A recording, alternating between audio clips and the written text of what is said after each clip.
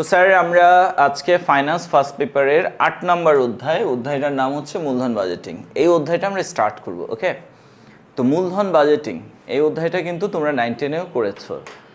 9-10 অবশ্যই এটার নাম মূলধন বাজেটিং ছিল না, 9-10-এর ছিল আয় ব্যয় প্রাক্কলন, নাকি মূলধনী আয় ব্যয় প্রাক্কলন, এই টাইপের কিছু একটা নাম ছিল, তাই না? আচ্ছা, ওই যে প্রাক্কলন করা, আমরা প্রাক্কলন বলি বাংলায়, যার ইংলিশ হচ্ছে কি বাজেটিং।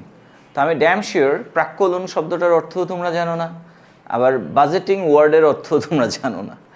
তো প্রাক্কলন করা বা বাজেট করা কথাটার মানে কি জানো? ইন ফিউচারে, not at present or in past, in future কিছু আয় হতে যাচ্ছে, কিছু ব্যয় হতে যাচ্ছে, সেই আয়ের পরিমাণ, সেই সম্ভাব্য ব্যয়ের পরিমাণ তুমি যদি বর্তমানে নির্ধারণ করো এবং সেটা অর্থের অঙ্কে প্রকাশ করো, এই কাজটাকে বলে প্রাক্কলন করা বা বাজেট করা। ওকে, তাহলে প্রাক্কলন করা বা বাজেট করা কথাটার মানে কি? প্রাক্কলন করা বা বাজেট করা কথাটার মানে হলো ভবিষ্যতে তোমার কিছু আয় হবে, সেটা কত হবে তুমি যদি তা পূর্বেই অনুমান করো এবং অর্থের অঙ্কে নির্ধারণ করো। ভবিষ্যতে কোনো ব্যয় হবে, সেটা কত হবে সেটা যদি তুমি পূর্বেই কী করো, অনুমান করো এবং অর্থের অঙ্কে নির্ধারণ করো, এই কাজটাকেই বলা হয় কি ইংলিশে বাজেটিং আর বাংলায় হচ্ছে প্রাক্কলন। ওকে, তো বাজেটিং বা প্রাক্কলন মানে কি? ভবিষ্যতের আয় ব্যয়কে বর্তমানে বা ভবিষ্যতের নগদ আন্তঃপ্রবাহ বহিঃপ্রবাহকে বর্তমানে নির্ধারণ করা এবং সেটা অর্থের অঙ্কে প্রকাশ করা। তো আমাদের এই চ্যাপ্টারটার নাম কি জাস্ট বাজেটিং? অবভিয়াসলি নট, এটা হলো কি মূলধন বাজেটিং বা ক্যাপিটাল বাজেটিং। ওকে, তাহলে আমাদের অধ্যায়টার নাম হচ্ছে মূলধন বাজেটিং বা ক্যাপিটাল বাজেটিং। এই মূলধন বাজেটিং বা ক্যাপিটাল বাজেটিংয়ের মানে কি? দেখো, আমরা যে লেনদেনগুলো করি, তোমরা তো জানো, এটা 9-10-এ শিখেছিল অ্যাকাউন্টিংয়ের বইয়ে, আমরা যে লেনদেনগুলো করি এই লেনদেনগুলো দুই রকমের হয়, মুনাফা জাতীয় লেনদেন আর কি মূলধন জাতীয় লেনদেন, রাইট? যেই লেনদেনগুলো নিত্য নৈমিত্তিক আমাদের সাথে ঘটে, প্রতিনিয়তই ঘটতে থাকে, এই টাইপের লেনদেনগুলোকে বলা হয় কি স্যার? মুনাফা জাতীয় লেনদেন। যে নিত্য নৈমিত্তিক ব্যয়গুলো আমরা করে থাকি, যেমন ধরো আমরা প্রতি মাসেই কী করি, ভাড়া দিই, প্রতি মাসেই বেতন দিই, প্রতি মাসেই আমরা বিদ্যুৎ বিল, পানির বিল, গ্যাস বিল বা উপযোগ খরচ বহন করি, প্রতি মাসেই আমরা অ্যাডভার্টাইজমেন্ট খরচ করি, প্রতি মাসেই আমাদের মণিহারি খরচ হয়, তাই না, একটা ব্যবসা চালানোর জন্য। তো এই ব্যয়গুলো হচ্ছে কি মুনাফা জাতীয় ব্যয়। এগুলা কি স্যার? মুনাফা জাতীয় ব্যয়, অর্থাৎ নিত্য নৈমিত্তিক ব্যয়, দৈনন্দিন ব্যয়, যেগুলো প্রতিনিয়তই ঘটে। অথবা যে ব্যয়গুলো সাধারণত 1 বছর বা তার চেয়ে কম মেয়াদি হয়ে থাকে, যে ব্যয়ের প্রভাব বা মেয়াদকাল সর্বোচ্চ 1 বছর পর্যন্ত হয় বা তার চেয়ে কম হয়, এই ব্যয়গুলোকে আমরা কি বলি? মুনাফা জাতীয় ব্যয়। ওকে, আর কিছু ব্যয় আছে যেগুলোকে আমরা বলি মূলধন জাতীয় ব্যয় বা মূলধনী ব্যয়। মূলধন জাতীয় ব্যয় বা মূলধনী ব্যয়, যেমন ধরো তুমি একটা ভূমি কিনতে চাও, একটা জমি কিনতে চাও, জমিতে দালান নির্মাণ করতে চাও। ওকে, এই যে তুমি একটা জমি কিনতে চাও, এই জমি কেনা এটা কি একটা স্থায়ী সম্পদ ক্রয় না? দালান নির্মাণ এটা কি একটা স্থায়ী সম্পদ ক্রয়? বা তুমি যন্ত্রপাতি কিনতে চাও, এটা কি স্থায়ী সম্পদ ক্রয়? অথবা তুমি আসবাবপত্র কিনতে চাও, এটা কি স্থায়ী সম্পদ ক্রয়? তো এই যে স্থায়ী সম্পদ ক্রয় করার জন্য তুমি যে ব্যয়টা করলা, এই ব্যয়টাকে বলা হবে মূলধনী ব্যয়। এটা কি মূলধনী ব্যয়। অথবা তুমি নতুন একটা প্রকল্প, একটা প্রজেক্ট নিতে চাও, গ্রহণ করতে চাও, বাস্তবায়ন করতে চাও, এই পারপাস তোমার যে ব্যয় হবে, এই ব্যয়টা কি স্যার? মূলধনী ব্যয়। অথবা তোমার বর্তমান যে ব্যবসা, এই ব্যবসাটাকে তুমি সম্প্রসারণ করতে চাও, স্প্রেড করতে চাও, ছড়াতে চাও বা এক্সপান্ড করতে চাও। তো এই বর্তমানের ব্যবসাটাকে সম্প্রসারণের জন্য, বড় করার জন্য তুমি যে ব্যয় করবা, এই ব্যয়টা কি মূলধনী ব্যয়। অথবা তোমার বর্তমান বিজনেসটাকে তুমি কি করতে চাও? আধুনিকায়ন করতে চাও, এখানে নতুন নতুন মেশিনারিজ, প্ল্যান্ট, টেকনোলজি তুমি ইনস্টল করতে চাও, ওকে, ইমপ্লিমেন্ট করতে চাও। এই পারপাস যে ব্যয়টা হবে, এই ব্যয়টা কি স্যার? মূলধনী ব্যয়। ওকে, তাহলে মুনাফা জাতীয় ব্যয় আর মূলধন জাতীয় ব্যয়, এই দুইটা ব্যয়ের মধ্যে কি আছে? ডিফারেন্সেস। কি ডিফারেন্স? যে মুনাফা জাতীয় ব্যয়গুলোর পরিমাণ অনেক কম হয়, এগুলো প্রতিনিয়তই আমাদের সাথে ঘটে, এই ব্যয়গুলো করার সময় আমরা অত বেশি চিন্তাভাবনা করি না, কিন্তু মূলধন জাতীয় ব্যয়গুলো পরিমাণে বিপুল হয় এবং এই ব্যয়গুলোর দ্বারা স্থায়ী সম্পদ অর্জিত হয় এবং এই ব্যয়গুলো করার সময় আমরা অনেক সচেতন থাকি। কেন? যাতে ভুল হয়ে না যায়, যাতে করে আমরা ভুল ডিসিশন নিয়ে ফেলি। এখন দেখো, মুনাফা জাতীয় ব্যয়ের ক্ষেত্রে আমরা কনসিয়াস থাকি না। কেন থাকি না জানো? একটা এক্সাম্পল দিই। ধরো তুমি 50 টাকা দিয়ে একটা চিপস কিনতে চাও, তো তুমি কি করবা? তুমি এই 5 তলা থেকে নামবা, দেন এই মহল্লায় যতগুলো চিপসের মানে মুদি দোকান আছে প্রত্যেকটা মুদি দোকানে তুমি যাবা, প্রত্যেকটা মুদি দোকানে যতগুলো ব্র্যান্ডেড চিপস আছে সবগুলো চিপস তুমি দেখবা, অ্যান্ড দেন তুমি 50 টাকা দিয়ে এক প্যাকেট চিপস কিনবা। ওকে, এই কাজটা কেউ করবা এখানে? কেন করবা না? 50 টাকাই তো, ঠিক আছে? মানে এই 50 টাকা দিয়ে একটা চিপস কেনার জন্য এত পরিশ্রম কে করে, তাই না? তুমি সাধারণত নামবা 5 তলা থেকে, নেমে যেই দোকানটা সামনে পড়বে ওই দোকানেই যাবা, হয়তো তোমার পছন্দের একটা ব্র্যান্ডেড চিপস কিনবা, না পাইলে যা পাও তাই একটা কিনবা। যদি সেটা তোমার ভালো না লাগে ভবিষ্যতে আর কিনবা না। এই তো বিষয়টা কিন্তু এরকমই। তাহলে মুনাফা জাতীয় ব্যয় করার ক্ষেত্রে আমরা কিন্তু অত বেশি চিন্তা করি না। কেন? টাকার অ্যামাউন্ট কম। যদি আমার ডিসিশনটা ভুলও হয়, আমি যদি ভুল ব্র্যান্ডের চিপস কিনে ফেলি, তাতেও কিছু যায় আসে না, আমি পরবর্তীতে আর কিনবো না। আমি আমার ভুল সিদ্ধান্তটা কি করতে পারি? শুধরে ফেলতে পারি। কিন্তু যদি তুমি 50 লাখ টাকা দিয়ে একটা জমি কিনতে চাও, তখন কি তুমি চিপস কেনার মতো করবা যে তুমি 5 তলা থেকে নামলা, দেন একটা জমি দেখলা, কিনে ফেললা? এরকমটা করবা? Obviously not. সাধারণত তোমার পরিবারের বাবা বা তোমার কোনো রিলেটিভস যদি জমি কেনে, তাহলে দেখবা জমি কেনার মনে হয় 1 বছর আগের থেকে তারা বিভিন্ন স্পট ভিজিট করে, বিভিন্ন কোম্পানির সাইট ভিজিট করে, তাই না? অথবা বিভিন্ন মানে মানুষের জমি যায়, দেখে, কাগজপত্র যাচাই বাছাই করে, তাই না? এরপরে চিন্তা করে যে এখানে থাকা যাবে কি না, পরিবেশ ভালো কি না, বিদ্যুৎ পানি আছে কি না, যোগাযোগ ব্যবস্থা উন্নত কি না, ফিউচারটা কেমন, অনেক কিছু চিন্তাভাবনা অ্যানালাইসিস করে দেন সে কী করতেছে? হয়তো 50 লাখ টাকা দিয়ে জমিটা কিনতেছে, তাই না? বলো, তাহলে 50 টাকার চিপস কেনা আর 50 লাখ টাকা দিয়ে জমি কেনা, দুটোটাই কেনা, দুটোটাই ক্রয় করা, দুটোটাই ব্যয়, বা দুটোটা ব্যয় কি সেম টাইপের ব্যয়? Obviously not. একটা হলো মুনাফা জাতীয় ব্যয়, যেখানে তুমি কি করতেছো না, অত বেশি চিন্তাভাবনা করতেছো না। আরেকটা হচ্ছে কি মূলধন জাতীয় ব্যয়, এবং এই মূলধন জাতীয় ব্যয়টা করার ক্ষেত্রে তুমি কিন্তু অনেক চিন্তাভাবনা করতেছো, অনেক তথ্য উপাত্ত সংগ্রহ করতেছো, অনেক অ্যানালাইসিস করতেছো, অনেক এক্সপার্টদের কাছ থেকে তুমি কি করতেছো? মতামত সংগ্রহ করতেছো, রাইট? দেন তুমি বিনিয়োগ সিদ্ধান্তটা নিচ্ছ। ওকে, কেন? রিজনটা কি? রিজন হলো তুমি যদি একটা ভুলভাল জমি কিনে ফেলো, যদি সেই জমিটার লোকেশন ভালো না হয়, যদি কমিউনিকেশন ভালো না হয়, যদি জমির মালিকানায় সমস্যা থাকে, তাহলে বলো তো তুমি কি তোমার এই সিদ্ধান্তটা ওই ভুলভাল চিপস কেনার মতোই শুধরে ফেলতে পারবা? সম্ভব? নাকি তোমার 50 লাখ টাকার ক্ষতি হয়ে যাবে, তাই না? তার মানে আমরা বুঝতে পারলাম যে মুনাফা জাতীয় ব্যয়ের ক্ষেত্রে আমরা যদি ভুল সিদ্ধান্ত নিই, তাতে আমাদের আহামরি অত ক্ষতি সম্মুখীন হইতে হয় না। কিন্তু মূলধন জাতীয় ব্যয়ের ক্ষেত্রে আমরা যদি ভুলভাল ডিসিশন নিয়ে ফেলি, সেক্ষেত্রে কি হবে? ওই ডিসিশনটাকে রিকভার করা সম্ভব না। আর যদি তুমি রিকভার করতেও চাও, তোমাকে বিশাল অঙ্কের ক্ষতির সম্মুখীন হতে হবে। ওকে, এবার আসলে আমি মূলধন বাজেটিংয়ে আসি। তাহলে মূলধন বাজেটিং বিষয়টা কি? মূলধন বাজেটিং হলো এমন একটা প্রক্রিয়া, যে প্রক্রিয়ার মাধ্যমে কি করা হয়? এই মূলধন জাতীয় ব্যয়গুলো করা হয়। অর্থাৎ তুমি যদি কোনো মূলধন জাতীয় ব্যয় করতে চাও, এই মূলধন জাতীয় ব্যয় করার জন্য তথ্য উপাত্ত সংগ্রহ করা, এগুলোকে বিশ্লেষণ করা, ঠিক আছে, এরপরে সঠিক সিদ্ধান্ত গ্রহণ করা, হ্যাঁ, এবং এই ব্যয়টাকে বাস্তবায়ন করা, এই ধরনের কার্যক্রমগুলোর সমষ্টিকে বলা হবে কি? মূলধন বাজেটিং। কি বলা হবে স্যার? মূলধন বাজেটিং।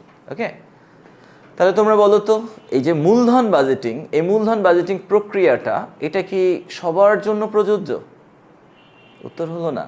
মূলধন বাজেটিং প্রক্রিয়া এটা কিন্তু আমরা মুনাফা জাতীয় ব্যয়ের ক্ষেত্রে অ্যাপ্লাই করব না। কেন করবো না? ওই যে আমি ফার্স্ট এক্সাম্পল দিছিলাম যে তুমি 50 টাকার দামের একটা চিপস কেনার জন্য নিশ্চয়ই তুমি তোমার মহল্লার সব কয়টা দোকান ঘুরবা না, সব কয়টা দোকানে সব কয়টা ব্র্যান্ডেড চিপস হাতে নিবা না, এগুলাকে মেপে ঝেপে, হ্যাঁ, তারপরে অ্যানালাইসিস করবা না? করবা এগুলো? কেন করবা না? কারণ এগুলো অনেক কষ্টকর, অনেক শ্রমসাধ্য, তাই না? একটা মানে হাস্যকর মনে হবে, তাই না? এর জন্য করবা না। তার মানে মূলধন বাজেটিং প্রক্রিয়াটা আমরা মুনাফা জাতীয় ব্যয়ের ক্ষেত্রে অ্যাপ্লাই করি না। তাহলে মূলধন বাজেটিং প্রক্রিয়াটা আমরা অ্যাপ্লাই করি শুধুমাত্র কাদের ক্ষেত্রে? মূলধন জাতীয় ব্যয়ের ক্ষেত্রে। ওকে, আচ্ছা, তো মূলধন জাতীয় ব্যয়গুলোর ক্ষেত্রে আমরা কি করি? মূলধন বাজেটিং প্রক্রিয়াটাকে অ্যাপ্লাই করি। সো এই ইনফরমেশনটা আমাদের মাথায় রাখতে হবে যে মূলধন বাজেটিং প্রক্রিয়াটা শুধুমাত্র কাদের ক্ষেত্রে অ্যাপ্লিকেবল, কাদের ক্ষেত্রে প্রয়োগযোগ্য? মূলধন বাজেটিং মূলধন জাতীয় ব্যয়ের ক্ষেত্রে প্রয়োগযোগ্য। ওকে, আচ্ছা, তো এখানে একটা সংজ্ঞা সম্ভবত দেয়া আছে, আমরা দেখি যে মূলধন বাজেটিং কৌশল শুধুমাত্র দীর্ঘমেয়াদী বিনিয়োগ বা স্থায়ী সম্পদ অর্জনের ক্ষেত্রে প্রয়োগ করা হয়। ওকে স্যার, কারণ এই কৌশল প্রয়োগ করার জন্য বিশেষায়িত জ্ঞানের প্রয়োজন। অর্থাৎ তুমি যদি মূলধন বাজেটিংয়ের কৌশলটাকে প্রয়োগ করতে চাও, তোমাকে অনেক এক্সপার্ট হইতে হবে, হাইলি এডুকেটেড হইতে হবে, হ্যাঁ, এবং এটি খুব সময় সাপেক্ষ, জটিল প্রক্রিয়া। বিকজ তোমাকে অনেক তথ্য উপাত্ত সংগ্রহ করতে হবে, আর তথ্য উপাত্ত সংগ্রহ করার জন্য বিভিন্ন জায়গায় তোমার ট্রাভেল করতে হবে, বিভিন্ন কিছু সার্চ করতে হবে। ওকে, এবং এই তথ্যগুলোকে সংগ্রহ করার পর এগুলোকে অ্যানালাইসিস করতে হবে। তো এই কারণে তোমার এক্সপার্টাইজ নলেজ দরকার। ওকে, এক্সপার্ট কর্মী দরকার এবং অনেক সময়ও দরকার এই তথ্য উপাত্তগুলো সংগ্রহ করার জন্য। দ্যাটস অনেক টাকা পয়সাও খরচ হবে। ওকে, তাই চলতি ব্যয় নির্বাহের জন্য মূলধন বাজেটিং প্রক্রিয়ার প্রয়োগ করা হয় না। ওকে স্যার, আমরা বুঝতে পারলাম? গুড। আচ্ছা, আমি এখানে আরেকটু সংযোজন করি, সেটা হলো যে মূলধন বাজেটিং প্রক্রিয়াটাকে কিভাবে প্রয়োগ করা হয়। মূলধন বাজেটিং প্রক্রিয়াটাকে সাধারণত 5টা ধাপে প্রয়োগ করা হয়। এই যে মূলধন বাজেটিং কৌশল বা মূলধন বাজেটিং প্রক্রিয়া, এই মূলধন বাজেটিং প্রক্রিয়াটাকে তুমি বাস্তবায়ন করবা কয়টা ধাপে? 5টা ধাপে। সাপোজ তোমার কাছে 1 কোটি টাকা আছে, তুমি চাচ্ছ নতুন একটা বিজনেস স্টার্ট করতে বা নতুন একটা প্রকল্প বাস্তবায়ন করতে চাচ্ছ তুমি। ওকে, দেখো কোনো একটা ব্যবসা প্রতিষ্ঠান কি হুট করেই অনেক বড় হয়ে যায়? ধরো স্কোয়ার কোম্পানি, তারা তো এখন গ্রুপ অফ কোম্পানিজ, রাইট? তো তারা স্টার্ট করেছিল কি দিয়ে? ফার্মাসিউটিক্যালস। অ্যান্ড দেন তারা এক্সপান্ড করলো ব্যবসাটাকে, কোথায় চলে গেল? স্কোয়ার হসপিটালে। দেন ব্যবসাটাকে আরও এক্সপান্ড করলো, কোথায় চলে গেল? স্কোয়ার টয়লেট্রিস প্রোডাক্টে। ওকে, দেন ব্যবসাটাকে আরও এক্সপান্ড করলো, কোথায় চলে গেল? স্কোয়ার কনজিউমার প্রোডাক্টে। ওকে, এইভাবে তারা ফার্মাসিউটিক্যালসের সাথে হসপিটাল অ্যাড করলো, দেন টয়লেট্রিস প্রোডাক্ট অ্যাড করলো, দেন কনজিউমার প্রোডাক্ট অ্যাড করলো। ইন ফিউচারে হয়তো ল্যান্ড প্রপার্টিও অ্যাড করতে পারে, গার্মেন্টসও অ্যাড করতে পারে, হইতে পারে। এইভাবে আস্তে আস্তে এরা এক্সপান্ড করবে। ওকে, তো ধরো আমরা একটা ব্যবসা প্রতিষ্ঠান, আমরা চাচ্ছি নতুন একটা প্রকল্প গ্রহণ করার। আমাদের এক্সিস্টিং প্রকল্পের পাশাপাশি আমরা একটা নতুন প্রকল্প আমাদের ব্যবসায় কী করতে চাই? অ্যাড করতে চাই। আমাদের 1 কোটি টাকা আছে, আমরা এই 1 কোটি টাকা দিয়ে নতুন আরেকটা বিজনেস স্টার্ট করতে চাই। ওকে, এখন তুমি বলো তো এটা কি মুনাফা জাতীয় ব্যয় নাকি এটা মূলধন জাতীয় ব্যয়? এটা মূলধন জাতীয় ব্যয়, রাইট? স্থায়ী সম্পদ ক্রয় করা, নতুন প্রকল্প গ্রহণ করা, ব্যবসাটাকে সম্প্রসারণ করা, ব্যবসাটাকে আধুনিকায়ন করা, এই যে কাজগুলা, এই যে ব্যয়গুলা, এই সব কয়টা ব্যয়কে আমরা কি বলি বলো তো? মূলধন জাতীয় ব্যয়। আর এই সব কয়টা ব্যয়ের ক্ষেত্রে আমরা কাকে অ্যাপ্লাই করব? মূলধন বাজেটিং প্রক্রিয়াকে। কিভাবে অ্যাপ্লাই করব? 5টা ধাপে। 1, আমরা নতুন ব্যবসা করতে চাই, নতুন প্রকল্প আমরা গ্রহণ করতে চাই। তো অ্যাট ফার্স্ট আমাদের কাজ হলো এই প্রকল্পগুলোকে নির্বাচন করা। কি করা? প্রকল্পগুলোকে নির্বাচন করা। তাহলে মূলধন বাজেটিং প্রক্রিয়ার ফার্স্ট ধাপ হলো প্রকল্প নির্বাচন করা। অর্থাৎ আমি ব্যবসা করতে চাই, এখন আমি কি ব্যবসা করতে চাই? আমি কি ফার্মাসিউটিক্যালস ব্যবসা করতে চাই, নাকি আমি হসপিটাল বিজনেস করতে চাই, নাকি আমি টয়লেট্রিস প্রোডাক্টের বিজনেস করতে চাই, নাকি আমি কনজিউমার প্রোডাক্টের বিজনেস করতে চাই? ওকে, আমাকে কি করতে হবে, এগুলো ডিটারমাইন করতে হবে। ওকে, এটা কি বলা হয়, কি প্রকল্প নির্বাচন করা। তাহলে আমাদের 1 কোটি টাকা আছে, ধরো আমরা 5টা প্রকল্প নির্বাচন করলাম, প্রকল্প এ বি সি ডি ই। কয়টা প্রকল্প নির্বাচন করলাম? 5টা প্রকল্প নির্বাচন করলাম। এই প্রকল্প নির্বাচনের মাধ্যমে মূলধন বাজেটিং প্রক্রিয়াটা স্টার্ট হয়। এখন বলো, আমরা নির্বাচন করলাম কয়টা প্রকল্প? 5টা। আমরা কি 5টা প্রকল্পে ইনভেস্ট করব? এত টাকা তো আমাদের নেই। ওকে, তাহলে 5টা প্রকল্পের মধ্য থেকে আমি কোন প্রকল্পটাকে বা কোন প্রকল্পগুলোকে আমি গ্রহণ করব, এই ডিসিশনটা আমরা মেক করব কিভাবে জানো? চোখ বন্ধ করে 1 2 3 4 গুনবো, এইভাবে যেখানে 10 হবে ওইটাকে গ্রহণ করব নাকি? এই চোখ বন্ধ করে 1 2 10 গুনে কি আমরা 5টার মধ্যে থেকে যে কোনো একটা বা দুইটা সিলেক্ট করব? উত্তর হলো না, অবভিয়াসলি নট। প্রকল্প, এই যে মূলধন বাজেটিংয়ের দ্বিতীয় ধাপ হলো, আমরা যে প্রকল্পগুলো নির্বাচন করেছি এই প্রকল্পগুলোকে আমরা ইভ্যালুয়েট করব। কি করব? ইভ্যালুয়েট করব, মূল্যায়ন করব। ওকে, অর্থাৎ প্রকল্পগুলোর আয় কেমন, ব্যয় কেমন, মুনাফার হার কেমন, ঝুঁকির হার কেমন, এইভাবে আমরা প্রকল্পের ভালো মন্দ যাচাই বাছাই করব, যেটাকে বলা হয় প্রকল্প মূল্যায়ন করা। কি করা? প্রকল্প মূল্যায়ন করা। তাহলে প্রকল্প মূল্যায়ন, এটা হলো মূলধন বাজেটিংয়ের দ্বিতীয় ধাপ। ওকে, প্রকল্প মূল্যায়ন করতে হবে। এখন প্রকল্পগুলো আমরা যে মূল্যায়ন করি, জানো আমরা প্রকল্পগুলো কিভাবে মূল্যায়ন করি? এই যে পে ব্যাক সময়ের মাধ্যমে, এই গড় মুনাফার হারের মাধ্যমে, এই নিট বর্তমান মূল্যের মাধ্যমে, এই আন্ত আয়ের হারের মাধ্যমে। ওকে, অর্থাৎ আমরা প্রকল্প এর পিভিপি নির্ণয় করব, মানে প্রকল্প এর পেব্যাক সময় নির্ণয় করব। তারপরে কি করব? গড় মুনাফার হার নির্ণয় করব। তারপরে নিট বর্তমান মূল্য নির্ণয় করব। এরপরে আন্ত আয়ের হার নির্ণয় করব। এভাবে বি এরটা করব, সি এরটা করব, ডি এরটা করব, ই এরটা করব। ওকে, তো এই যে আমি এখানে বলতেছি পেব্যাক সময়, গড় মুনাফার হার, নেট বর্তমান মূল্য, আন্ত আয়ের হার বা অভ্যন্তরীণ মুনাফার্জন হার, এরা হলো প্রকল্প মূল্যায়নের টুলস। কি sir? These all are approaches or techniques or tools of evaluating projects.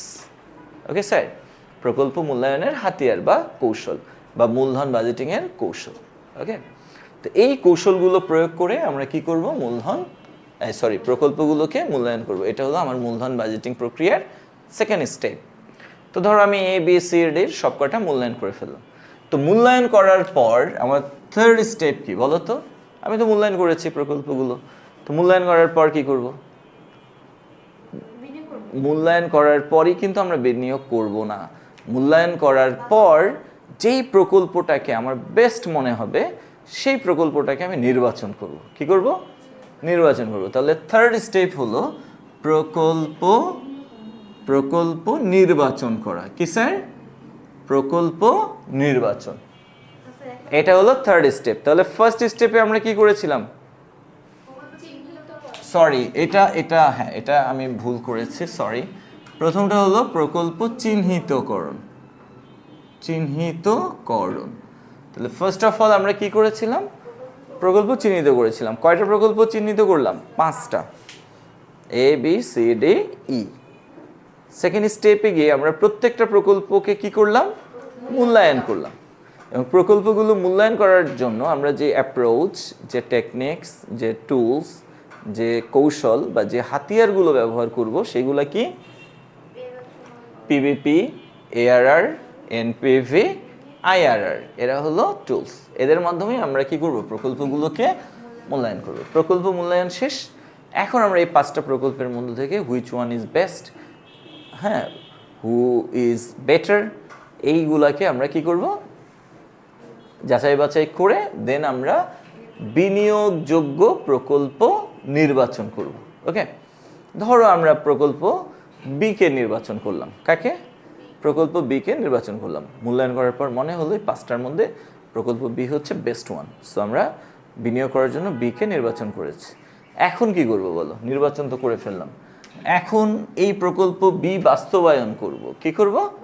বাস্তবায়ন করব। তার মানে 4 নম্বর স্টেপ হলো প্রকল্প বাস্তবায়ন। ধরো প্রকল্প বি কি, প্রকল্প বি হলো গিয়ে ধরো একটা ডেইরি ফার্ম।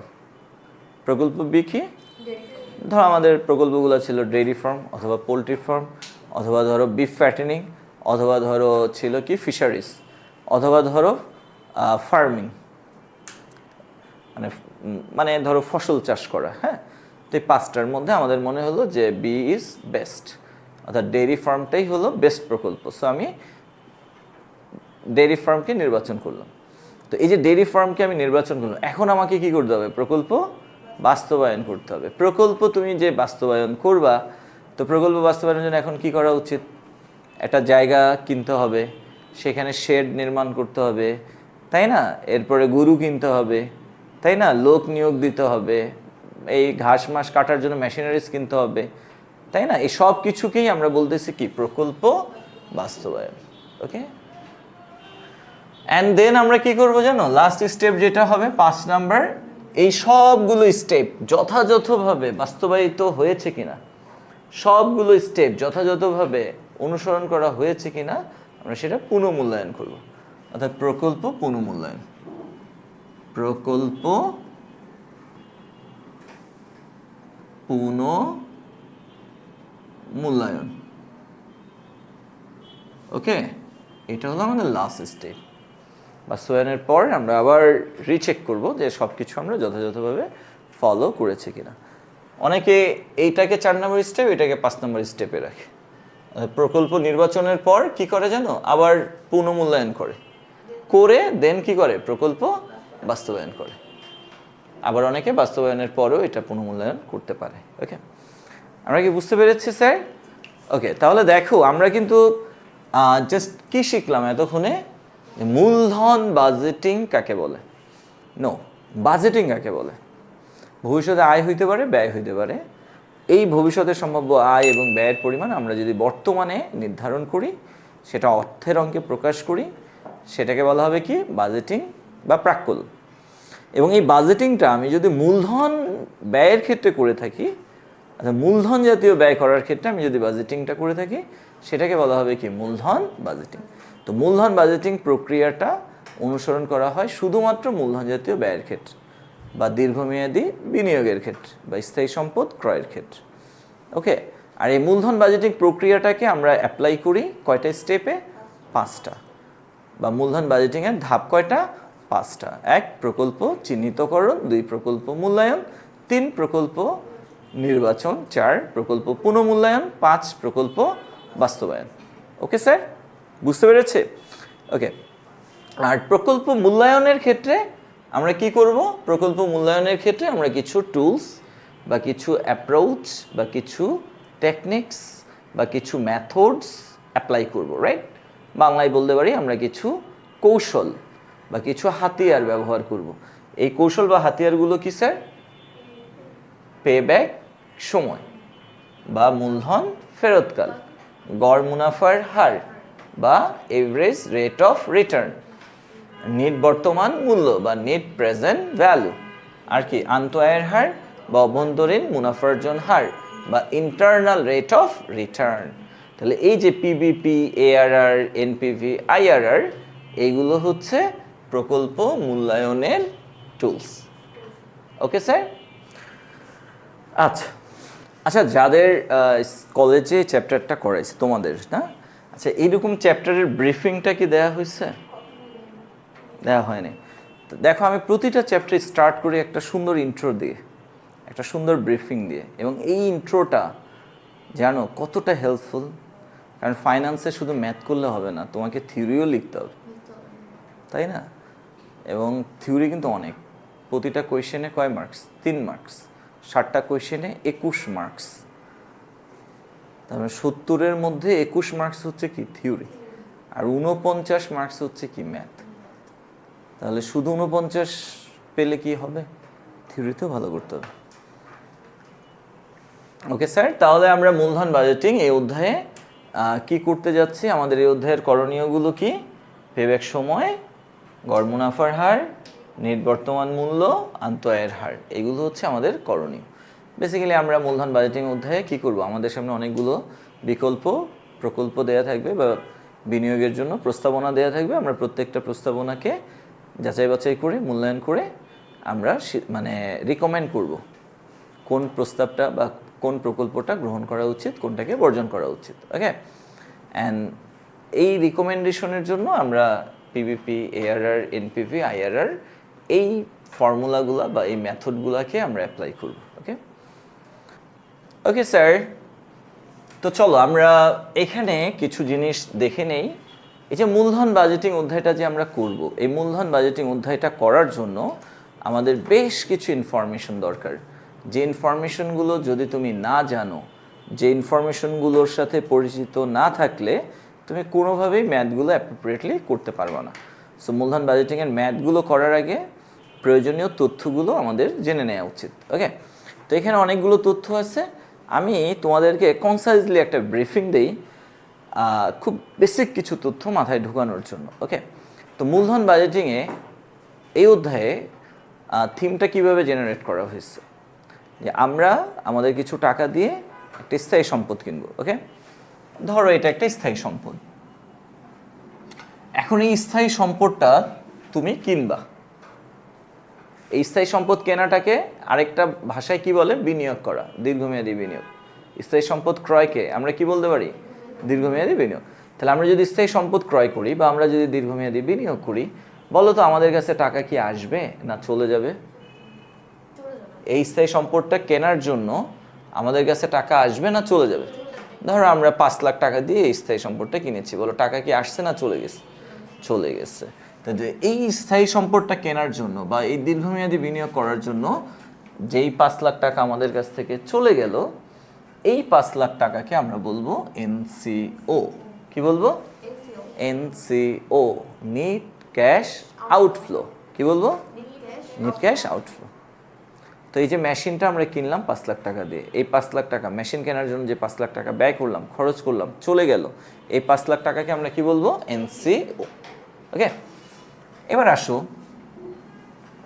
মেশিনটা কেনার পর আমরা এটাকে ইউজ করব না?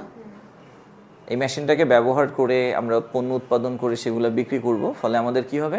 আয় হবে। কি হবে? আয় হবে। তো দেখো, আয়টা নগদেও হবে, আবার অনগদেও হবে। আয় নগদেও হইতে পারে, আবার আয় নগদ, বকেয়া, অনগদ অনেকভাবেই হইতে পারে, রাইট? তাহলে এই মেশিনটা থেকে আমি নগদ যত টাকা পাবো, যত নগদ আয় পাবো আমি, এইগুলোকে বলা হবে নগদ আন্তঃপ্রবাহ। কি বলা হবে? বা ক্যাশ ইনফ্লো। কি বলা হবে? Cash inflow, CF, cash inflow বা নগদ আন্তঃপ্রবাহ। ওকে, আর আমি আয় থেকে ব্যয় বাদ দিই, এই যে এই মেশিনটাকে ব্যবহার করে আমার আয় হবে, আবার মেশিনটাকে ব্যবহার করার জন্য কিছু ব্যয়ও হবে। আমি মেশিন থেকে অর্জিত আয় থেকে ব্যয়গুলো যদি বাদ দিই, মানে এই যে মেশিনটা আমরা যে কিনলাম, এই মেশিনটা কেনার পর এটাকে ব্যবহার করার জন্য আমার কিছু ব্যয় হচ্ছে, এবং আমি মেশিনটাকে ব্যবহার করে উৎপাদিত পণ্যগুলো বিক্রি করে আমার কিছু আয় হচ্ছে। তো এই মেশিনটা থেকে অর্জিত আয় এবং এই মেশিনটার জন্য যে ব্যয় হয়েছে, তো এই মেশিনের আয় থেকে মেশিনের ব্যয়কে বাদ দিলে আমরা কি পাবো? মুনাফা। কি পাবো? মুনাফা। এই মুনাফাটাকে আমরা ইংলিশে আর্নিংস বলতে পারি। কি বলতে পারি? আর্নিংস। কি বলতে পারি? আর্নিংস। তাহলে দেখো, মেশিনটা কেনার জন্য আমি যে টাকা ব্যয় করলাম, এই টাকাটাকে আমরা কি বলতেছি? এনসিও। মেশিন থেকে আমি নগদে যে টাকাগুলো পাচ্ছি, এই টাকাগুলোর নাম কি? ক্যাশ ফ্লো বা ক্যাশ ইনফ্লো। মেশিন থেকে আমরা যে মুনাফাটা পাচ্ছি, এই মুনাফাটা কি?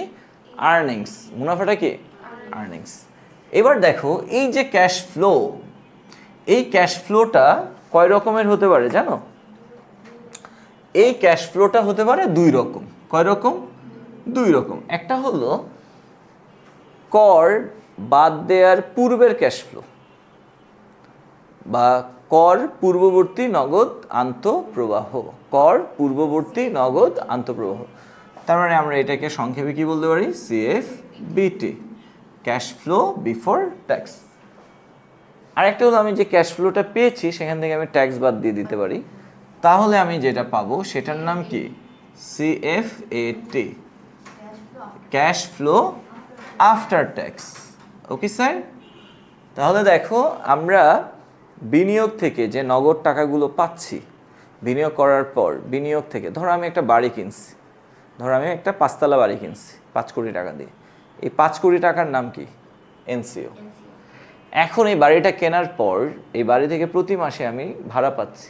এই যে প্রতি মাসে আমি যে ভাড়াটা পাচ্ছি, যে টাকাটা পাচ্ছি, এই টাকাটার নাম কি? Cash inflow. ওকে, এই যে ভাড়া পাচ্ছি এটা আয়। এখান থেকে এই বাড়িটার মেনটেনেন্স, কেয়ারটেকার, হাবিজাবি ব্যয়গুলো বাদ দিলে আমি যে মুনাফাটা পাচ্ছি, এই মুনাফাটার নাম কি? আর্নিংস। এই বুঝছো? এই যে ক্যাশ ইনফ্লো যে আমি পাচ্ছি, আমি যে নগদ টাকাগুলো পাচ্ছি, এই নগদ আন্তঃপ্রবাহটা আবার কয় রকম? 2 রকম। একটা কি? ক্যাশ ফ্লো বিফোর ট্যাক্স, অর্থাৎ কর বাদ দেওয়ার পূর্বের নগদ আন্তঃপ্রবাহ। আরেকটা কি? ক্যাশ ফ্লো আফটার ট্যাক্স, অর্থাৎ কর বাদ দেওয়ার পরের নগদ আন্তঃপ্রবাহ। সেম ভাবে আর্নিংসটাও কয় রকম স্যার? 2 রকম। কয় রকম? 2 রকম। একটা হলো কি? ইবিটি। কি sir? EBIT, earning before tax. Okay, আরেকটা হলো কি sir? EAT, earning after tax. Okay, তোমরা কি এই ট্রিটা বুঝতে পারছো? এতটুকু যদি বুঝে থাকো তাহলে মোটামুটিভাবে এই চ্যাপ্টারের সব ইনফরমেশন তুমি জেনে গেছো। ওকে, এইগুলাকে আমি এখন ইন ডিটেলসে বলবো। হ্যাঁ, তার মানে এটা হলো একটা বীজ বিনিয়োগ করাটা কি? একটা গাছ লাগানোর মতো, তাই না? এই গাছটা কি হয়? ডালপালা ছড়ায়, রাইট? আমরা সেখান থেকে ফুল ফল পাই, তাই না? তো এরকম। তাহলে আমরা আবারও যদি রিভিউ করি, সেটা হলো একটা বিনিয়োগ করার জন্য আমরা যে ব্যয় করি, ওই ব্যয়টাকে আমরা কি বলি? নগদ বহিঃপ্রবাহ। কি বলি? নগদ বহিঃপ্রবাহ। ওকে, আর ওই বিনিয়োগ থেকে আমরা যে নগদ টাকাগুলো পাই, এই টাকাগুলোকে বলা হয় কি? নগদ আন্তঃপ্রবাহ। বিনিয়োগ থেকে আমাদের যে আয় হয়, সেখান থেকে ব্যয়গুলো বাদ দিলে আমরা যে মুনাফাটা পাই, ওইটার নাম হচ্ছে কি? মুনাফা বা আর্নিংস। এখন বিনিয়োগ বিনিয়োগই হবে, কিন্তু নগদ আন্তঃপ্রবাহ কয় রকম হবে? 2 রকম। একটা হলো কর পূর্ব নগদ আন্তঃপ্রবাহ বা ক্যাশ ফ্লো বিফোর ট্যাক্স। আরেকটা হবে কি? কর পরবর্তী নগদ আন্তঃপ্রবাহ বা ক্যাশ ফ্লো আফটার ট্যাক্স। সেমভাবে মুনাফাটা কয় রকম হবে? 2 রকম। একটা হলো কর পূর্ব মুনাফা বা আর্নিং বিফোর ট্যাক্স। আরেকটা কি? কর পরবর্তী মুনাফা বা আর্নিং আফটার ট্যাক্স। ওকে, তাহলে বলো তো এখানে মানে টোটাল কয়টা ইনফরমেশন হলো? 5টা। টোটাল কয়টা? NCO, CFBT, CFAT, EBIT, EAT. Total কয়টা? 5টা। কিন্তু আমরা যদি এই অধ্যায়ের ম্যাথগুলো করতে চাই, এই অধ্যায়ের ম্যাথগুলো করার জন্য যতগুলো ফর্মুলা আছে, প্রত্যেকটা ফর্মুলার ক্ষেত্রেই আমার এই 5টা ইনফরমেশনের প্রয়োজন নাই। আমার প্রয়োজন হলো 3টা ইনফরমেশনের। কয়টা? 3টা। এক হলো এনসিও, 2 হলো সিএফএটি, 3 হলো কি? ইএটি। তার মানে এই অধ্যায়ের ম্যাথগুলো করার জন্য আমার মেইনলি কয়টা তথ্য দরকার? 3টা। একটা হলো কি স্যার? এনসিও মানে কি? Net cash out flow. এটাকে আমরা বাংলায় যদি বলি, আমরা কি বলবো স্যার? নেট নগদ বহিঃপ্রবাহ। নেট নগদ বহিঃপ্রবাহ, অথবা যদি শর্টকাটে বলি, নেট বিনিয়োগ। ওকে স্যার, এন্ড দেন আমাদের কি দরকার বলো তো স্যার? সিএফএটি দরকার। সিএফএটি মানে ক্যাশ ইনফ্লোজ আফটার ট্যাক্স, তাই না? Cash inflows after tax. যদি আমি এটাকে বাংলায় বলি তাহলে আমরা কি বলবো বলো তো? কর পরবর্তী নগদ প্রবাহ। কি বলবো স্যার? কর পরবর্তী নগদ প্রবাহ। যদি সংক্ষেপে বলো তাহলে বলবা নেট নগদ প্রবাহ। এই কর পরবর্তী, যেমন নেট নগদ বহিঃপ্রবাহকে আমরা নেট বিনিয়োগ বলি, সেমভাবে কর পরবর্তী নগদ প্রবাহকে আমরা কি বলি? নেট নগদ প্রবাহ। Okay sir? আর কি দরকার? ইএটি, আরেকটা ইনফরমেশন দরকার, সেটা কি? ইএটি। ইএটি মানে কি? আর্নিংস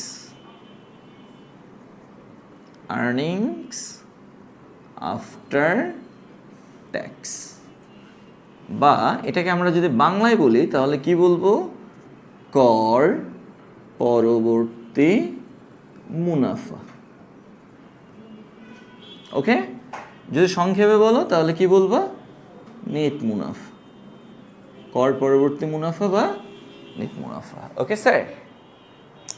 আচ্ছা, তাহলে দেখো, যদি আমরা এই চ্যাপ্টার ম্যাথগুলো করতে চাই, এই ইনফরমেশনগুলো সম্পর্কে আমাদেরকে সজাগ থাকতে হবে। ওকে, কারণ আমি যখন কোনো ফর্মুলা অ্যাপ্লাই করব, ফর্মুলার মধ্যে আমরা কি কখনো কর পরবর্তী নগদ কর পূর্ব নগদ প্রবাহ বা সিএফবিটিকে অ্যাপ্লাই করব? উত্তর হলো না।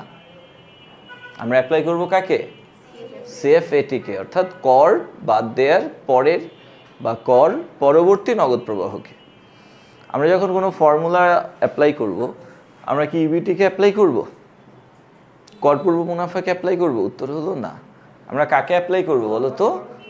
ইএটিকে, অর্থাৎ কর বাদ দেওয়ার পরের মুনাফাকে বা কর পরবর্তী মুনাফাকে। ওকে, তাহলে যখন তুমি ম্যাথ করবে, এই চ্যাপ্টার ম্যাথগুলো করার সময় তুমি কি দোয়া করবা বলো? তুমি দোয়া করবা যেন তোমার প্রশ্নের মধ্যে কি থাকে? কর পরবর্তী নগদ প্রবাহ দেয়া থাকে। কি দোয়া করবা? যেন তোমার প্রশ্নের মধ্যে কি থাকে? কর পরবর্তী মুনাফা থাকে। এখন সব দোয়া কি কবুল হয় বলো? 90% ক্ষেত্রে দেখবা তোমার দোয়া কবুল হয়ে গেছে। 90% ক্ষেত্রেই তোমার প্রশ্নের মধ্যে কি দেয়া থাকবে? কর পরবর্তী নগদ প্রবাহ দেয়া থাকবে। 90% ক্ষেত্রে তোমার কোয়েশ্চেনের মধ্যে কি দেয়া থাকবে? কর পরবর্তী মুনাফা দেয়া থাকবে। কিন্তু ওই যে এক্সেপশনাল 10%, সেই ক্ষেত্রে দেখবা যে কর পরবর্তী মুনাফা এই নগদ প্রবাহ দেয় নাই, কি দিয়ে দিছে? কর পূর্ব নগদ প্রবাহ দিয়ে দিছে। তখন তুমি কি করবা? তোমার তো দরকার কর পরবর্তী নগদ প্রবাহ, কিন্তু দেয়া আছে কি? কর পূর্ব নগদ প্রবাহ। তাহলে তোমার ফার্স্ট কাজ হবে এই কর পূর্ব নগদ প্রবাহ থেকে কর পরবর্তী নগদ প্রবাহ নির্ণয় করা। ওকে, তাহলে ফার্স্টে তুমি কর পূর্ব নগদ প্রবাহকে কনভার্ট করবা কিসে? কর পরবর্তী নগদ প্রবাহে, অ্যান্ড দেন তুমি ফর্মুলা অ্যাপ্লাই করবে। যদি সরাসরি কর পরবর্তী নগদ প্রবাহ থাকে, তুমি সরাসরি ফর্মুলা অ্যাপ্লাই করতে পারবা। কিন্তু যদি কর পূর্ব নগদ প্রবাহ দেওয়া থাকে, কর পূর্ব নগদ প্রবাহ দিয়ে তো আমি অঙ্ক করতে পারবো না। তাহলে কর পূর্ব নগদ প্রবাহকে আমি কি করব? কর পরবর্তী নগদ প্রবাহে কনভার্ট করব। এরপরে আমি কি করব? সেই কর পরবর্তী নগদ প্রবাহ দিয়ে আমি ফর্মুলা অ্যাপ্লাই করব। সেমভাবে যদি তোমার কোয়েশ্চেনের মধ্যে ইবিটি থাকে, কর পূর্ব মুনাফা থাকে, তুমি কি ফর্মুলা অ্যাপ্লাই করতে পারবা? পারবা না। তাহলে কর পূর্ব মুনাফা দিয়ে ফর্মুলা অ্যাপ্লাই করা যাবে না। কর পরবর্তী মুনাফা দিলে তুমি সরাসরি ফর্মুলা অ্যাপ্লাই করবা। কিন্তু যদি কর পূর্ব মুনাফা দেয়, তাহলে তোমার প্রথম কাজ হলো কর পূর্ব মুনাফা থেকে কর পরবর্তী মুনাফা নির্ণয় করা, তাই না বলো? বা কর পূর্ববর্তী মুনাফাকে কর পরবর্তী মুনাফায় কনভার্ট করা, অ্যান্ড দেন তুমি যে কর পরবর্তী মুনাফা পাবা সেটা দিয়ে ফর্মুলা অ্যাপ্লাই করা। Okay sir? আচ্ছা, তাহলে আমাদের এই অধ্যায়ের মানে মোস্ট নেসেসারি ইনফরমেশন কয়টা? 5টা। এক, বিনিয়োগ। এক কি স্যার? নেট বিনিয়োগ। 2, কর পূর্ব নগদ আন্তঃপ্রবাহ। 3, কর পরবর্তী নগদ আন্তঃপ্রবাহ। 4, কর পূর্ব মুনাফা। 5, কর পরবর্তী মুনাফা। তো এই 5টা ইনফরমেশন আমাদের কোয়েশ্চেনে দেওয়া থাকে, কিন্তু আমরা ফর্মুলায় অ্যাপ্লাই করি কয়টা? 3টা। কি কি? নেট বিনিয়োগ বা এনসিও। 2, কর পরবর্তী নগদ আন্তঃপ্রবাহ বা সিএফএটি। 3, কর পরবর্তী মুনাফা বা ইএটি। আমাদের প্রয়োজন হয় না কয়টা? 2টা। এক, কর পূর্ব নগদ আন্তঃপ্রবাহ বা সিএফবিটি। 2, কর পূর্ব মুনাফা বা ইবিটি। যদি এরা থাকে তাহলে আমরা এই কর পূর্বগুলোকে কর পরবর্তীতে কনভার্ট করে নিব, এরপরে আমরা ফর্মুলা অ্যাপ্লাই করব। বুঝছো স্যার? ওকে, আচ্ছা, তো ওই যে আমরা পাস্ট ইনফরমেশন শিখলাম, এর পাশাপাশি আমাদের আরও কিছু ইনফরমেশন দরকার। তো এখানে একটা লিস্ট আছে পুরো এই অধ্যায়ের যতগুলো ইনফরমেশন দরকার তার। ওকে, তো আমরা একটুখানি লিস্টটা চেক করি। হ্যাঁ, আচ্ছা, আমাদের প্রথম ইনফরমেশনটা হলো প্রাথমিক বিনিয়োগ বা ইনিশিয়াল ইনভেস্টমেন্ট। প্রাথমিক বিনিয়োগ বা ইনিশিয়াল ইনভেস্টমেন্ট কাকে বলে? দেখো, ধরো আমাদের প্রকল্পটা হলো ট্রান্সপোর্টেশন বিজনেস, মানে আমরা একটা নিউ বিজনেস স্টার্ট করতে চাই। এই বিজনেসটা হলো কি একটা ট্রান্সপোর্টেশন বিজনেস। ওকে, তো ট্রান্সপোর্টেশন বিজনেসটা স্টার্ট করার জন্য মনে করো যে আমরা একটা ট্রাক কিনলাম। কি কিনলাম? একটা ট্রাক। তো একটা ট্রাক কিনলাম ধরো 30 লাখ টাকা দিয়ে। ওকে, তাহলে আমাদের বিজনেসটার জন্য যে ট্রাক কেনা হলো, এই ট্রাকটা কি একটা ফিক্সড অ্যাসেট না? তাহলে ফিক্সড অ্যাসেট অর্থাৎ তুমি যে স্থায়ী সম্পদ কিনতেছো বা প্রকল্পের যে স্থায়ী সম্পদগুলো কিনতেছো, স্থায়ী সম্পদ কেনার জন্য যেই অর্থ ব্যয় করবা, ওই অর্থটাকে, ওই টাকাটাকে বলা হবে কি? প্রাথমিক বিনিয়োগ। কি বলা হবে? তাহলে আমরা একটা ট্রাক কিনেছি, এই যে ট্রাক নামক স্থায়ী সম্পদটা কেনার জন্য আমরা যে 30 লাখ টাকা খরচ করলাম, এই 30 লাখ টাকার নাম হচ্ছে কি স্যার? প্রাথমিক বিনিয়োগ। তাহলে আমরা প্রাথমিক বিনিয়োগ পেলাম কত স্যার? 30 লক্ষ টাকা। ওকে, আচ্ছা, এরপরে আসো আমরা চলতি মূলধন বা কার্যকরী মূলধন এই জিনিসটা নিয়ে একটু আলাপ করি। চলতি মূলধন বা কার্যকরী মূলধন কাকে বলে? এই যে আমরা ট্রাক, ধরো এটা হলো ট্রাক, এই ট্রাকটা আমরা কিনলাম কত টাকা দিয়ে? 30 লাখ টাকা দিয়ে। তো এই ট্রাক নামক স্থায়ী সম্পদ কেনার জন্য যে 30 লাখ টাকা ব্যয় করলাম, এটা তো প্রাথমিক বিনিয়োগ, রাইট? এখন বলো, ট্রাক কিনলেই কি আমার ব্যবসা স্টার্ট হয়ে যাবে? এখন এই ট্রাকটা কেনার পর এই ট্রাকের ডিজেল দরকার, অয়েল দরকার, ফুয়েল দরকার, মেনটেনেন্স করা দরকার, ড্রাইভার দরকার, হেল্পার দরকার, তাই না? এবং তাদের বেতন দেওয়াও দরকার। এই পার্সপেক্টিভে আমি হাতে যে টাকাটা রাখবো, ওই টাকাটার নাম হবে চলতি মূলধন। কি হবে স্যার? অথবা কার্যকরী মূলধন অথবা ওয়ার্কিং ক্যাপিটাল। তাহলে একটি স্থায়ী সম্পদ কেনার পর এই সম্পদটাকে সচল রাখার জন্য আমরা হাতে যে টাকাটা সংরক্ষণ করি, ওই টাকাটাকে বলা হয় কি স্যার? চলতি মূলধন অথবা কার্যকরী মূলধন। ক্লিয়ার? ধরো আমরা হাতে 5 লাখ টাকা রাখলাম। কত টাকা? 5 লাখ টাকা। তাহলে বলো, আমাদের এই বিজনেসটার জন্য আমরা ট্রাক কিনলাম কত? 30 লাখ টাকা দিয়ে, যেটাকে কি বলতেছি? প্রাথমিক বিনিয়োগ। হাতে রাখলাম কত? 5 লাখ। এটাকে কি বলতেছি? চলতি মূলধন। এখন আমি যদি প্রাথমিক বিনিয়োগ আর চলতি মূলধন দুইটাকে যোগ করি, তাহলে কত হয় বলো তো? 35 লক্ষ টাকা, রাইট? এই 35 লক্ষ টাকার নাম হলো কি? নিট বিনিয়োগ। কি স্যার? নিট বিনিয়োগ বা নিট নগদ বহিঃপ্রবাহ, যেটাকে আমরা সংক্ষেপে কি বলবো? এনসিও। বুঝছি স্যার? তাই নেট ক্যাশ আউটফ্লো বা নেট বিনিয়োগ বা নেট নগদ বহিঃপ্রবাহ মানে কি? প্রাথমিক বিনিয়োগ যোগ চলতি মূলধন। কি স্যার? প্রাথমিক বিনিয়োগ যোগ চলতি মূলধন। তবে তোমরা যখন ম্যাথ করবা দেখবা 90% ম্যাথে চলতি মূলধন দেয় না। এই কারণে আমরা ওই প্রাথমিক বিনিয়োগ যা তাকেই কি বলি? এনসিও বলি। কখন? যদি চলতি মূলধন না থাকে। আর যদি থাকে তাহলে কিন্তু প্রাথমিক বিনিয়োগকে এনসিও বলা যাবে না। তখন প্রাথমিক বিনিয়োগের সাথে চলতি মূলধন যোগ করে যে টাকাটা পাবা, সেটার নাম হলো কি? এনসিও। তাহলে বলো তো, আমরা এনসিওর ফর্মুলাটা কিভাবে লিখতে পারি? এনসিওর ফর্মুলা হচ্ছে প্রাথমিক বিনিয়োগ প্লাস চলতি মূলধন, তাই না? বলো। আচ্ছা, তাহলে প্রাথমিক বিনিয়োগ কাকে বলে বুঝা গেল? স্থায়ী সম্পদের ক্রয় মূল্য। চলতি মূলধন কাকে বলে বুঝা গেল? যেটা আমরা হাতে রাখি সম্পদটা ব্যবহারের জন্য। আচ্ছা, নেট বিনিয়োগ বুঝা গেল, প্রাথমিক বিনিয়োগ ও চলতি মূলধনের যোগফল। ওকে, এরপর আসো কর পূর্ব নগদ আন্তঃপ্রবাহ। এটা কি আমার আর বোঝানোর দরকার আছে? নো। এরপরে আসো কর পরবর্তী নগদ আন্তঃপ্রবাহ। বোঝানোর দরকার আছে? নো। এই কর পরবর্তী আন্তঃপ্রবাহকে আমরা কি বলতে পারি? নেট নগদ আন্তঃপ্রবাহ। ওকে, এরপরে কি দরকার? ক্রমযোজিত নগদ আন্তঃপ্রবাহ। কি দরকার স্যার? ক্রমযোজিত নগদ আন্তঃপ্রবাহ। এটা কি জিনিস? ধরো একটা এক্সাম্পল দিই, বছর 1 2 3, আমরা 3 বছরের ম্যাথ করতেছি। এইখানে আমরা দেখলাম 3টা বছর দেয়া আছে এবং 3টা বছরের নগদ আন্তঃপ্রবাহ দেয়া আছে। কত? 50, 80, 100। এখন দেখো, ক্রমান্বয়ে যোগ করাকে ক্রমযোজিত বলে। ক্রমান্বয়ে যোগ করাকে, যেমন প্রথম বছরের নগদ আন্তঃপ্রবাহ কত? আমি এখানে রাখলাম 50। এখন প্রথম বছরের সাথে দ্বিতীয় বছরেরটাকে আমি যোগ করলাম। প্রথম বছরের নগদ আন্তঃপ্রবাহ কত? 50। দ্বিতীয় বছরের কত? 80। তাহলে প্রথম বছর আর দ্বিতীয় বছর মিলে মোট কত হলো? 130। এই যে আমি বললাম দ্বিতীয় বছরের আন্তঃপ্রবাহ কত? 80, কিন্তু দ্বিতীয় বছরের ক্রমযোজিত আন্তঃপ্রবাহ কত? অর্থাৎ দ্বিতীয় বছরের আন্তঃপ্রবাহের সাথে তার আগের আন্তঃপ্রবাহগুলো যোগ করলে আমরা কি পাবো? দ্বিতীয় বছরের ক্রমযোজিত আন্তঃপ্রবাহ পাবো। তার মানে 130 হলো দ্বিতীয় বছরের ক্রমযোজিত আন্তঃপ্রবাহ। ক্রমযোজিত নগদ আন্তঃপ্রবাহ। সবাই বুঝতে পারলা?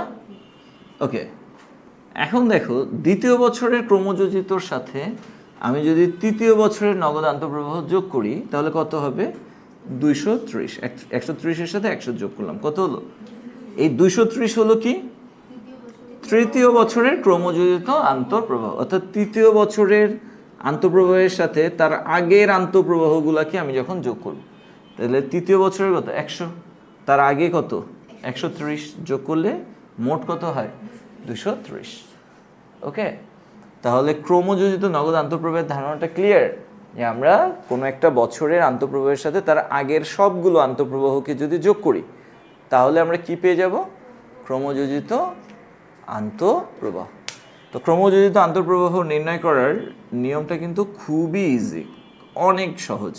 প্রথম বছরটা প্রথমে বসাবো, দেন প্রথমে বছরের সাথে দ্বিতীয় বছরটা যোগ করে দ্বিতীয় বছর বসিয়ে দেব।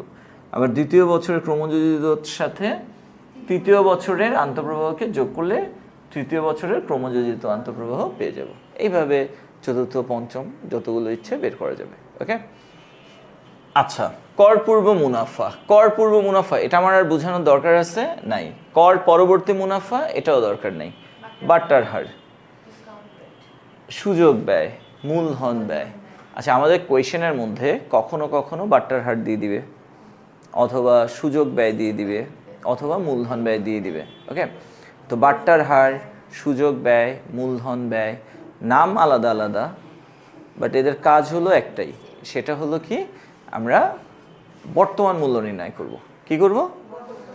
আমরা যখন নগদ আন্তঃপ্রবাহগুলোর বর্তমান মূল্য নির্ণয় করব, এই নগদ আন্তঃপ্রবাহগুলোর বর্তমান মূল্য নির্ণয় করার জন্য আমরা বাট্টার হার, সুযোগ ব্যয় বা মূলধন ব্যয়কে ব্যবহার করব। ওকে, আচ্ছা, বাট্টার হার তো তোমরা জানোই, ভবিষ্যৎ মূল্যকে বর্তমান মূল্যে রূপান্তর করার জন্য আমরা যে হার বা যে শতকরা হারটাকে ব্যবহার করি সেটাকে বলে কি? বাট্টার হার।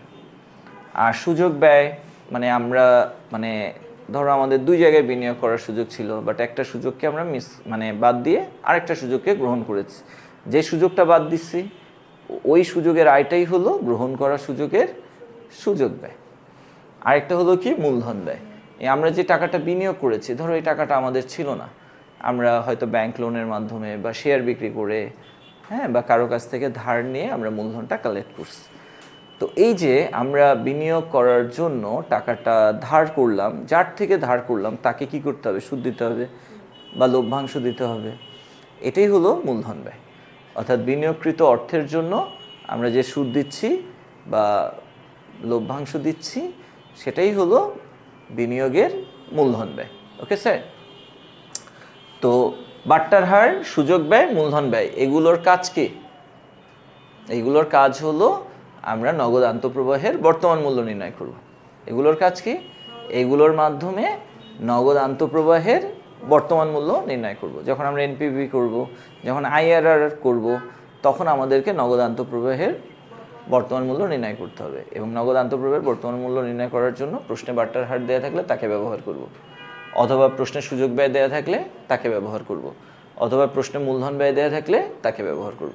তো সাধারণত আমাদের কোয়েশ্চেনে হয় বাট্টার হার থাকবে, অথবা সুযোগ ব্যয় থাকবে, অথবা মূলধন ব্যয় থাকবে। তিনোটাই কিন্তু একসাথে থাকবে না, যে কোনো একটা থাকবে, যে কোনো একটা নামে থাকবে। ওকে, কারণ তিনোটার কাজ কি? সেম। যেমন ধরো বিষয়টা যারা কনফিউজড একটু বলি, ধরো তুমি শরবত খেতে চাও, তো তুমি শরবত বানানোর জন্য পানির মধ্যে কী করছো? লেবু দিস। এখন এটাকে মিষ্টি বানাইতে হবে, রাইট? তো মিষ্টি বানানোর জন্য তুমি চাইলে চিনি দিতে পারো, অথবা তুমি চাইলে চিনির পরিবর্তে গুড় দিতে পারো, অথবা তুমি চাইলে গুড়ের পরিবর্তে মধু দিতে পারো। তাহলে চিনি বা গুড় বা মধু ইউজ করতে পারো। কেন? শরবতটাকে মিষ্টি বানানোর জন্য। তাহলে চিনির কাজ কি? মিষ্টি বানানো। গুড়ের কাজ মিষ্টি বানানো। ওই মধুর কাজ মিষ্টি বানানো। তিনোটার কাজ কি? সেম। তিনোটার কাজ কিন্তু সেম। কিন্তু আমি যদি তোমার কাছে যাই বলি, ভাই আমার 1 কেজি মধু দেন তো, তুমি আমার 1 কেজি চিনি দিয়ে দিলা, আমি এটা মানবো? মাইট দিব না, ফাইজলামি করেন, হ্যাঁ, মধুর দামে চিনি দিতেছেন। তুমি বলে কাজ তো সেম, তো জিনিসও সেম।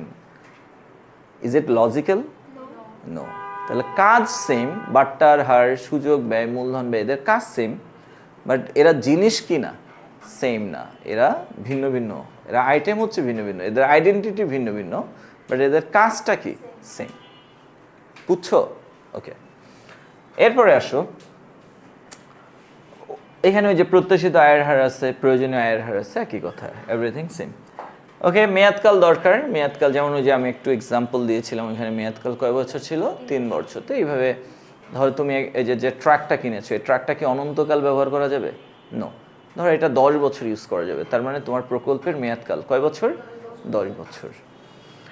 এরপরে কর্পোরেট করের হার দেওয়া থাকবে। কর্পোরেট মানে ব্যবসা। তো আমরা যেহেতু ব্যবসা, আমরা আয় করলে সরকারকে ট্যাক্স দিব, তো আমরা আমাদের আয়ের উপর সরকারকে যে হারে ট্যাক্স দিব, এটা কি বলা হবে? কি? Corporate tax rate. আর মালিক তার আয়ের উপরে যেটা দেয় ওটাকে বলে পার্সোনাল ট্যাক্স রেট। কি বলে? Personal tax rate. আর আমরা তো মালিক না, আমরা তো ব্যবসা, আমরা আমাদের আয়ের উপরে যে ট্যাক্স দিব সেটার নাম কি sir? Corporate tax rate. Okay, তো অনেক সময় কোয়েশ্চেনে কর্পোরেট ট্যাক্স রেট দেওয়া থাকে, আবার অনেক সময় দেয়া থাকে না। এরপরে হলো কি? ভগ্নাবশেষ মূল্য, যেটাকে আমরা স্যালভেজ ভ্যালু বলতে পারি, স্ক্র্যাপ ভ্যালু বলতে পারি, বা রেসিডুয়াল ভ্যালু বলতে পারি। যেমন আমরা ট্রাকটা এখন কিনেছি, আজকে কিনলাম, একদম চকচকা ঝকঝকা নতুন, রাইট? 1 বছর পর এটা ক্ষয় হবে, ভ্যালু কমে যাবে, 2 বছর পর আরও কমবে, 3 বছর পর আরও কমবে। এইভাবে আমরা কয় বছর ইউজ করতে পারবো? 10 বছর। 10 বছর পর এটা কি আর গাড়ি থাকবে, নাকি ভাঙারি হয়ে যাবে? তাহলে 10 বছর পর এই গাড়িটার গাড়ি থাকবে না, এটা কি হয়ে যাবে? ভাঙারি। তখন আর আমরা এটাকে ইউজ করতে পারবো না। এটাকে কেজি দরে বিক্রি করে দিয়ে আমরা যে টাকাটা পাবো, ওই টাকাটার নাম হচ্ছে কি স্যার? ভগ্নাবশেষ মূল্য, বা স্যালভেজ ভ্যালু, বা স্ক্র্যাপ ভ্যালু, বা রেসিডুয়াল ভ্যালু। ওকে, এই হলো আমাদের এই অধ্যায়ের নেসেসারি ইনফরমেশন। তাহলে আমরা যদি এই অধ্যায়ের ম্যাথগুলো করতে চাই, আমাদের মেইনলি কী কী দরকার? এনসিও দরকার, বা নেট বিনিয়োগ দরকার, সিএফএটি দরকার, বা কর পরবর্তী নগদ প্রবাহ দরকার। আর কি দরকার? ইএটি দরকার, বা কর পরবর্তী মুনাফা দরকার। আর কি দরকার? বাট্টার হার। কি দরকার? বাট্টার হার দরকার, মেয়াদকাল দরকার, ভগ্নাবশেষ মূল্য দরকার, চলতি মূলধন দরকার। ওকে, এই ইনফরমেশনগুলো আমাদের দরকার। ট্যাক্স রেট বা করের হার দরকার। তো এই ইনফরমেশনগুলো দিয়েই বেসিক্যালি আমাদের এই চ্যাপ্টারের ম্যাথগুলো সাজানো হবে। ওকে, তো আমরা আগে ভাগেই ইনফরমেশনগুলো জেনে নিলাম।